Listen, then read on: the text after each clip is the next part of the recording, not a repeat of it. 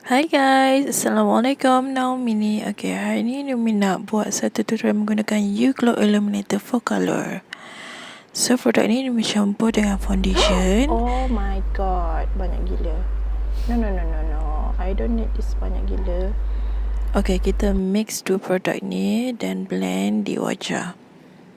So, Numi ratakan menggunakan berus.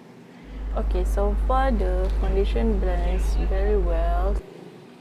Lepas tu Numi ambil concealer daripada Focallure juga. Numi suka sangat concealer ni sebab dia sangat pekat tau. So kita blend juga dengan menggunakan kabuki brush ni.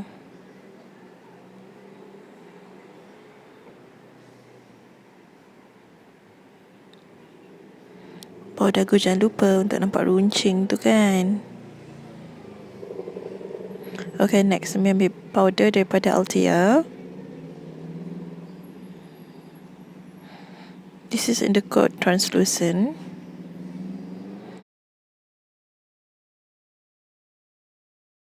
Focallure. Ever changing daripada Focallure. This is our new palette.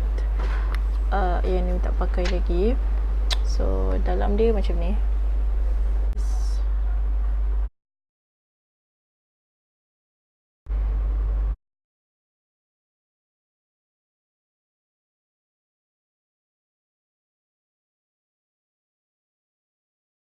Okay, now eyeshadow kita hampir siap. Tapi untuk finishing touch dia, Nami menggunakan warna gold ni untuk letak di kelopak mata. Lepas tu untuk under eyes, kita ulang balik steps yang tadi tu.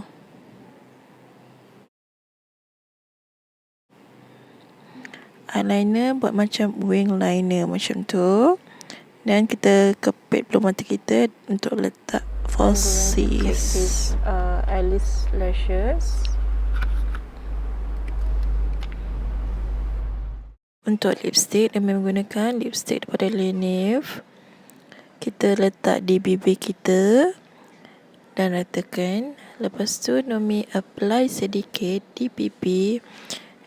So, untuk blusher. Untuk highlighter, Nami ambil pensel eyeshadow daripada Focallure in the coat 01. So, Nami letak di highest point of the face.